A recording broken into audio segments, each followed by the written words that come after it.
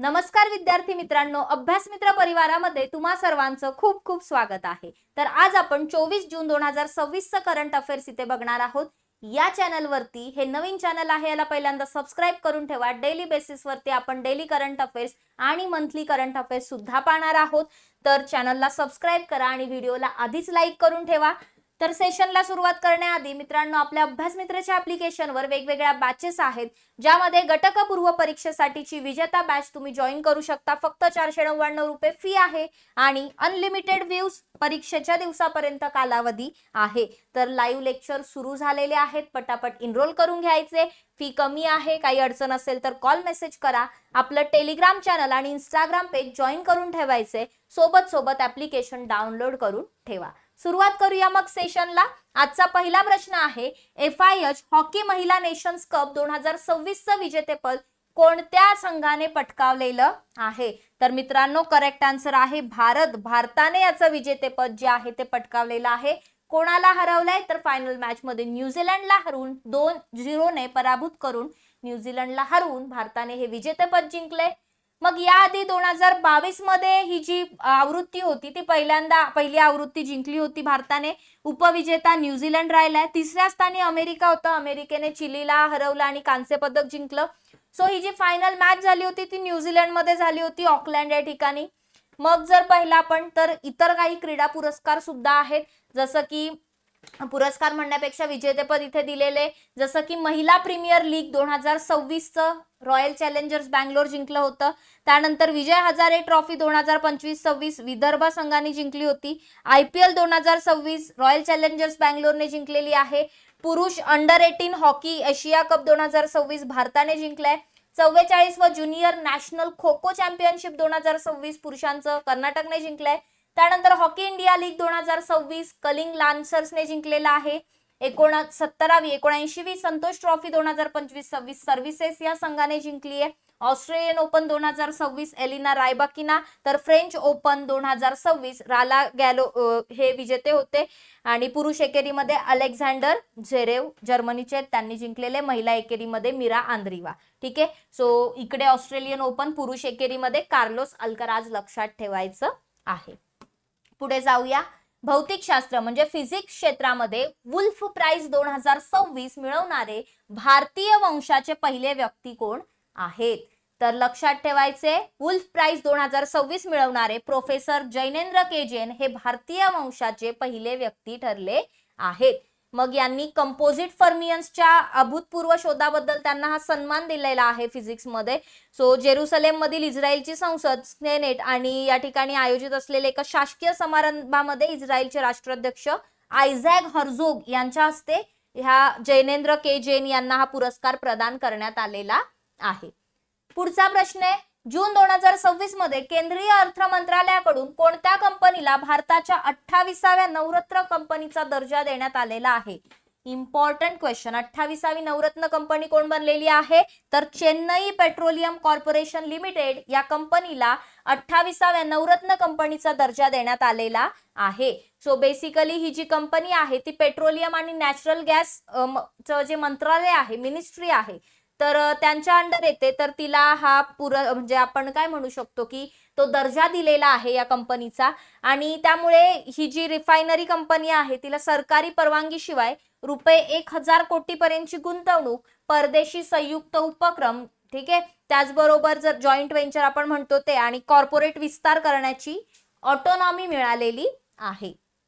कोणत्या कंपनीने जून 2026 मध्ये भारताचा पहिला सात्विक निर्देशांक BSE सात्विक 100 सुरू केलेला आहे? तर BSE म्हटल्यानंतरच कळतं Bombay stock exchange. So BSE index services private लिमिटेडने काय केलेला आहे? तर हा उपक्रम सुरू केलेला आहे। बॉम्बे स्टॉक एक्सचेंजची पूर्ण मालकी असलेली ही कंपनी जी आहे, ठीक आहे, त्याची उपकंपनी आहे। सो यांनी हे लॉन्च केलेलं आहे, BSE सात्विक 100 लॉन्च केलंय। सो यामध्ये सात्विक तत्वे जी आहेत, त्याचबरोबर नैतिक गुंतवणुकीवरती त्यांनी भर दिलेला आहे। सो भारताचा पहिला इक्विटी निर्देशांक आहे हा निर्देशांक जर आपण पाहिलं तर BSE 500 निर्देशांकातून तयार करण्यात आले आणि यातून सात्विक तत्वांचा निकष पूर्ण करणारे 100 कंपन्यांची निवड करण्यात आलेली आहे। नेक्स्ट क्वेश्चन, आणि अगेन एक इम्पॉर्टंट की अनुसूचित जाती आणि इतर मागासवर्गीय ओबीसी विद्यार्थ्यांच्या शिष्यवृत्ती अर्जासाठी निवासी प्रमाणपत्राची अनिवार्य अट रद्द करण्यासाठी उमंग प्लॅटफॉर्मवर सेतू पोर्टल कोणी सुरू केलेला आहे? तर याचं करेक्ट आन्सर आहे सामाजिक न्याय आणि सक्षमीकरण विभागाने हे सेतू पोर्टल सुरू केलेलं आहे. मग सेतू पोर्टल जर आपण पाहिलं तर scholarship for educational transformation and upliftment हे याचं फुल फॉर्म आहे. सो सामाजिक न्याय आणि सक्षमीकरण विभागाने ही जी शिष्यवृत्ती सेवा आहे, स्कॉलरशिप आहे, तर त्याला सुव्यवस्थित करण्यासाठी जे उमंग प्लॅटफॉर्म आहे, ठीक आहे, तर या उमंग प्लॅटफॉर्म वरती सेतू पोर्टल सुरू केलेलं आहे. मग यामध्ये शिष्यवृत्तीसाठीचं जे काही तुमचं सर्टिफिकेट असतं, ठीक आहे, लिव्हिंग सर्टिफिकेट जे असतं त्याची अट पूर्णपणे काढून टाकली आणि त्यामुळे परराज्यामध्ये शिकणारे जे विद्यार्थी आहेत त्यांना बेसिकली आता याचा मोठा फायदा होणार आहे. पुढचा प्रश्न, कतारमध्ये आयोजित दोहा डायमंड लीग 2026 मध्ये नीरज चोप्राने पुरुषांच्या भालाफेक स्पर्धेमध्ये 85.69 मीटर भाला फेकून कोणतं स्थान मिळवलं? तर चौथं स्थान मिळवलेलं आहे नीरज चोप्राने दोहा डायमंड लीग 2026 मध्ये. सो त्याची आपण पाहिलं की त्याचं रेंज किती होती? 85.69 मीटर इतकी होती. बाकी श्रीलंकेचा रुमेश थरंगा जो होता पथिराज, तर त्याने 68.68 मीटर एवढा भालाफेक केला आणि तो फर्स्ट आला. दुसरं स्थान ग्रेनाडाचा अँडरसन प्रिटर्स याला मिळालं, 86.38 मीटर फेक केली होती. तिसरं स्थान कर्टिस थॉम्सन अमेरिकेचे 85.99 मीटर फेक केली होती. सो चौथा नीरज चोप्रा. बघा पुढचा पण क्वेश्चन, 2025च्या पहिल्या इंडियन ॲथलेटिक्स अवॉर्ड सोहळ्यामध्ये वर्षातील सर्वोत्कृष्ट पुरुष खेळाडू पुरस्कार कोणी जिंकला? सो वर्षातला सर्वोत्कृष्ट पुरुष खेळाडू जो आहे, ठीक आहे, player of the year male कोणी जिंकलेला आहे? नीरज चोप्रा याने जिंकलेला आहे. मग हे जे अवॉर्ड झाले होते तर यामध्ये इतर सुद्धा अचिव्हमेंट माहिती असल्या पाहिजे, जसं की लाईफ टाइम अचिव्हमेंट मध्ये पीटी उषा, गुरबचन सिंह रंधावा, बहादूर सिंह चौहान, अंजू बॉबी जॉर्ज यांना काय मिळालेले आहेत? पुरस्कार मिळालेले आहेत. त्याचबरोबर state association of the year कोणाला मिळालाय? तमिळनाडू ॲथलेटिक्स असोसिएशनला मिळालेला आहे. त्यानंतर ॲथलेटिक्सला सर्वात जास्त पाठबळ देणारं राज्य कोणतं ठरलं? ओडिशा सरकार. बाकी जर तुम्ही पाहिलं तर शहनवाज खान असेल, ठीक आहे, ज्याला बेस्ट इमर्जिंग मेल ॲथलीटचा पुरस्कार मिळाला आणि फिमेलचा पूजा सिंहला मिळाला. त्याचबरोबर coach of the year Parveer Singh आणि जे best technical officer of the year आहेत ते कुलदीप सिंह यांना मिळालेलं आहे. तुमचं काम हे आहे की हे जे दोन बेस्ट इमर्जिंग मेल ॲथलीट आणि फिमेल ॲथलीट आहेत हे नक्की कोणत्या याच्यामध्ये, कोणत्या स्पोर्ट मधले आहेत हे तुम्हाला काय करायचंय? कमेंट करून सांगायचं आहे. पुढचा प्रश्न घेऊया. 12वा आंतरराष्ट्रीय योग दिन 2000 किंवा योगा दिन 2026 केव्हा साजरा करण्यात आला? तर याचं करेक्ट आन्सर आहे 21 जूनला 12वा आंतरराष्ट्रीय योगा दिन साजरा करण्यात आलेला आहे. योगा फॉर हेल्दी एजिंग ही काय होती? यावर्षीची थीम होती. सो पंतप्रधान नरेंद्र मोदी यांच्या नेतृत्वाखाली कोलकातामध्ये हा कार्यक्रम पार पडला होता. कोणता प्राणी वयाच्या 194व्या वर्षी अधिकृतपणे जगातील सर्वात वृद्ध ज्ञात भूचर प्राणी बनलाय? मोस्ट इम्पॉर्टंट क्वेश्चन मित्रांनो. जोनाथन कासव हा सगळ्यात वृद्ध काय बनलेला आहे? तर 194 वर्ष इतका तो म्हातारा आहे, ठीक आहे. सो तो ऑफिशियली आता काय बनलाय? एक जास्त वय असलेला भूचर प्राणी बनलेला आहे. सेशल्स जायंट टॉर्टॉइज नावाचा आहे, ज्याला जोनाथन कासव म्हटलं जातं. तर हा एक महाकाय कासव आहे, ठीक आहे. तर तो सगळ्यात वयस्कर आणि माहिती असलेला जिवंत असा भूचर प्राणी बनलेला आहे. बघा, ज्ञात हा शब्द खूप महत्वाचा असतो, कारण अजून अशा कितीतरी स्पीसीज, प्रजाती, काही प्राणी, ठीक आहे, आपल्याला माहितीच नसतात, ठीक आहे. खूप सारं त्याचं हे आहे, वास्ट आहे. त्यांचा जन्म जर आपण पाहिला कासवाचा तर 1832 मध्ये झाला आणि सध्या दक्षिण अटलांटिक महासागरातील सेंट हेलेना बेटावरती तो कासव राहतोय, लक्षात ठेवा. पुढचा प्रश्न, जून 2026 मध्ये पंतप्रधान नरेंद्र मोदी यांनी कोणत्या बंदरावर 3 स्वदेशी नौदल जहाजे, पहिली गोष्ट तर या स्वदेशी नौदल जहाजांची नावं पण इम्पॉर्टंट आहेत, INS दुनागिरी, INS संशोधक, INS अग्रेय, भारतीय नौदलामध्ये सामील करून घेतली? तर कलकत्त्यामध्ये श्यामा प्रसाद मुखर्जी पोर्ट, कलकत्ता, ठीक आहे. कलकत्ता बंदराचंच नाव श्यामा प्रसाद मुखर्जी पोर्ट केलंय. सो या ठिकाणावरून ही काय केलेली आहेत? भारतीय नौदलामध्ये सामील करून घेतलेले आहेत.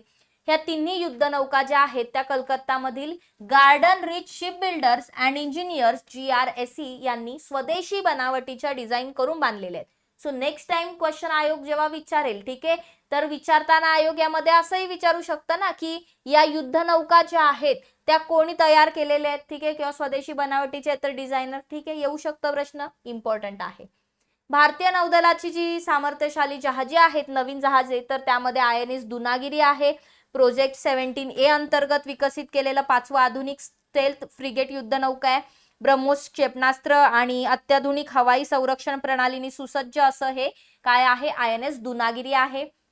त्यानंतर INS संशोधक जर आपण पाहिलं तर हे खोल आणि किनारी पाण्याकरता डिझाईन केलंय. सो मोठं जलसर्वेक्षण जहाज आहे, बेसिकली संशोधक डिटेक्टरचं काम करणारे. INS अग्रेय जर आपण पाहिलं तर ते किनारी संरक्षणासाठी आहे. पाणबुडी विरोधी युद्ध कॉर्वेट आणि टॉर्पिडो, सोनार आणि रॉकेट लॉन्चरने सुसज्ज अशी ही INS अग्रेय आपल्याला बघायला मिळतं जहाज. ही 3 जहाजे इम्पॉर्टंट आहेत. State of world fisheries and aquaculture, SOFIA, ठीक आहे, सोफियाचा फुल फॉर्म विचारला जाऊ शकतो. State of world fisheries and aquaculture 2026 अहवालानुसार 2024 मध्ये जागतिक जलचर प्राणी उत्पादनामध्ये भारताचा कितवा क्रमांक होता असा आपल्याला प्रश्न विचारलेला आहे. तर चीनला मागे टाकून, सॉरी, चीन नंतर जर आपण पाहिलं तर भारताचा दुसरा क्रमांक आहे. सो ऑप्शन नंबर 2 हे करेक्ट आन्सर याचं येईल. संयुक्त राष्ट्रांच्या अन्न आणि कृषी संघटना जी आहे, FAO, फूड ॲग्रिकल्चर ऑर्गनायझेशन, तर त्यामध्ये state of world fisheries and aquaculture SOFIA अहवाल 2026 त्यांनी प्रसिद्ध केला. सो यानुसार जागतिक जलचर प्राणी उत्पादनामध्ये 9% योगदान देऊन भारताने चीन नंतर जगात दुसरं स्थान पटकावलेलं आहे. मत्स्यपालनामध्ये जर आपण पाहिलं तर यामध्ये जागतिक उत्पादनामध्ये 12% वाटा घेऊन भारताचा दुसरा क्रमांक येतो. आंतरदेशीय मत्स्य उत्पादनामध्ये किंवा त्या व्यवसायामध्ये जर पाहिलं तर जे नद्या आहेत, तलाव आहेत किंवा इतर गोड्या पाण्याचे जे सोर्सेस आहेत त्यातून 22 लाख टन मासे पकडून जागतिक स्तरावर पहिलं स्थान भारताने मिळवलेलं आहे. नेक्स्ट क्वेश्चन, केंद्रीय गृहमंत्री अमित शाह यांनी जून 2026 मध्ये सुरू केलेलं अभिज्ञान मोबाईल ऍप्लिकेशन कोणत्या संस्थेने विकसित केलेलं आहे? अगेन मोस्ट इम्पॉर्टंट क्वेश्चन, राष्ट्रीय गुन्हे नोंदणी ब्युरो जे आहे त्यांनी काय केलेलं आहे तर हे ऍप्लिकेशन विकसित केलेलं आहे. सो केंद्रीय गृहमंत्री अमित शाह यांनी त्याचं काय केलं तर ऍप सुरू केलं आणि लॉन्च केलं. सो नाफिज डेटाबेसशी कनेक्ट होतं आणि बोटांच्या ठशांची म्हणजे फिंगरप्रिंटनी काय करतं मॅच होऊन जे संशयित आहेत तर त्यांच्या गुन्हेगारांची नोंदी जागेवरच फक्त 35 सेकंदामध्ये ते शोधतं, डिटेक्ट करतं. सो अभिज्ञान विषयी लक्षात ठेवा, ठीक आहे, हे क्वेश्चन असे विचारले जातात. ठीक आहे, राष्ट्रीय गुन्हे नोंदणी ब्युरो. सर्वोच्च न्यायालयाने सुरक्षित आणि सीमांकित पदपथांवर चालण्याचा अधिकार हा भारतीय संविधानाच्या कोणत्या कलमाअंतर्गत मूलभूत अधिकार म्हणून घोषित केलेला आहे? मग फंडामेंटल राईट्सचा क्वेश्चन आहे. डेफिनेटली असे प्रश्न आपल्याला विचारले जातात वेगवेगळ्या एक्झाम्स मध्ये. सो नवीन फंडामेंटल राईट जे आहे किंवा नवीन इन्फॉर्मेशन त्यात ऍड झालीये ती म्हणजे कलम 19(1)(d) आणि कलम 21 मध्ये काय ऍड केलेले सर्वोच्च न्यायालयाने तर सुरक्षित आणि सीमांकित पदपथांवर चालण्याचा अधिकार. ठीक आहे, सो हे एका ऐतिहासिक निकालामध्ये ते ऍड करण्यात आलंय. मग न्यायालयाने सांगितलंय की जे पादचारी आहेत त्यांचे हक्क हे मोटार वाहनांपेक्षा अधिक महत्वाचे आहेत. सो गाड्यांपेक्षा माणसाचं महत्व जास्त आहे. राज्य सरकार आणि नगरपालिकांनी सुरक्षित पदपथ उपलब्ध करून देणं बंधनकारक आहे. बेसिकली जे रस्ते असतात त्याच्या शेजारी जे वॉकिंगसाठी आपण स्पेस जो असतो, ठीक आहे, पदपथ असतं ते ठेवणं गरजेचं आहे. कोणत्या नोबेल पारितोषिक विजेता, फुटपाथ ज्याला आपण म्हणतो, कोणत्या नोबेल पारितोषिक विजेता लेखकाने जून 2026 मध्ये Miss Lambert steps aboard danger या आपल्या कादंबरीचं अनावरण केलेलं आहे? तर काजुओ इशिगुरो यांनी काय केलेलं आहे Miss Lambert steps aboard danger या कादंबरीचं अनावरण केलेलं आहे. सो काजुओ इशिगुरो हे नोबेल पारितोषिक विजेते लेखक आहेत. तर यांनी हे जे नाव आहे ते आपण पाहिलं, या नावावर क्वेश्चन येऊ शकतो. कोणी ही कादंबरीचं हे केलंय त्याच्यावर क्वेश्चन येऊ शकतो. 2017ला त्यांना साहित्यासाठीचा नोबेल पारितोषिक मिळाला होता. त्यानंतर नेक्स्ट क्वेश्चन, केंद्रीय अर्थमंत्री निर्मला सीतारामन यांनी जून 2026 मध्ये ईशान्य भारतातील सर्वात मोठ्या सेंद्रिय मसाला प्रक्रिया प्रकल्पाचे उद्घाटन कोठे केले आहे? तर करेक्ट आन्सर आहे ते म्हणजे मेघालय मधील भोईरीबोंग किंवा रिभोईबोंग या रिजन मध्ये आपल्याला यांनी काय दिसतं तर उद्घाटन केलेलं दिसतं. ऑप्शन नंबर 2 हे करेक्ट उत्तर येईल. तर केंद्र सरकारच्या ईशान्य क्षेत्रासाठी सेंद्रिय मूल्य साखळी विकास अभियान जे आहे MOVCDNER अंतर्गत ईस्टर्न रिप होई, ठीक आहे, सेंद्रिय शेतकरी उत्पादक कंपनी लिमिटेडने जवळपास 32 कोटी रुपयांचा खर्च करून हा जो आधुनिक प्रकल्प आहे तो उभारलेला आहे. सेंद्रिय मसाला प्रक्रिया प्रकल्प उभारण्याचा मुख्य उद्देश काय होता, तर शेतकऱ्यांचं उत्पन्न जे आहे ते थोडा क्वालिटेटिव्ह दृष्ट्या, गुणात्मक दृष्ट्या वाढवायचं हे त्यांचा उद्देश होतं. ठीक आहे, तर अशा प्रकारे आपण आजचे जे काही क्वेश्चन आन्सर होते ते इथे पाहिलेले आहेत. मित्रांनो, अभ्यास मित्रचं ऍप्लिकेशन डाउनलोड करा, विजेता बॅच जॉईन करा. काही अडचण असेल तर कॉल मेसेज करायला विसरू नका. गटक पूर्व परीक्षेची बॅच आहे, ऍप्लिकेशनवर तुम्हाला मिळून जाईल. वेगवेगळ्या बॅचेस सुद्धा आहेत. टेलिग्राम आणि इंस्टाग्राम पेज सुद्धा जॉईन करायचं आहे. मग आजचा टेस्ट क्वेश्चन आहे, मला सांगायचे की सगळ्यात जास्त जुना महाकाय कासव जो आहे, ठीक आहे, इतका जुना कासव, त्याचं नाव काय आहे त्या कासवाचं, हे सगळ्यांनी मला सांगायचं आहे. कमेंट बॉक्स मध्ये रिप्लाय करा. आय होप हे सेशन तुम्हाला आवडलं असेल तर जाता जाता लेक्चरला लाईक करा, तुमच्या मित्रमैत्रिणींना शेअर करा आणि चॅनलला सबस्क्राईब करायला विसरू नका. धन्यवाद. बघत राहा अभ्यास मित्र.